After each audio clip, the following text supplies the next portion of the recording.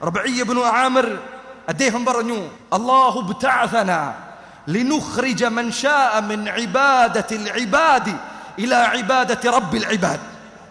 എന്താണ് വാക്ക്, എന്താണ് വാക്ക്? അള്ളാഹു ഞങ്ങളെ നിയോഗിച്ചിരിക്കുന്നു. റബ്ബ് നിയോഗിച്ച ജനതയാണ് ഞങ്ങൾ. ഞങ്ങളുടെ ദൗത്യം എന്താണെന്ന് നിങ്ങൾക്കറിയുമോ?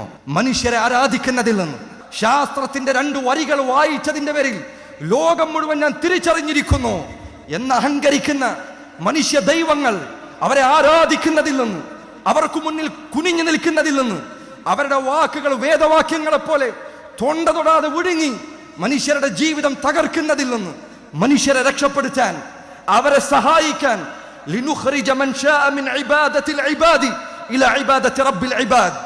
മനുഷ്യരെ പടച്ചവനായ സത്താവായ റബ്ബ്, അവനെ മാത്രമേ ഇബാദത്ത് ചെയ്യാൻ പാടുള്ളൂ എന്ന കാര്യം ജനങ്ങൾക്ക് ബോധ്യപ്പെടുത്താൻ, അതിനുവേണ്ടിയാണ് അള്ളാഹു ഞങ്ങളെ നിയോഗിച്ചിരിക്കുന്നത്.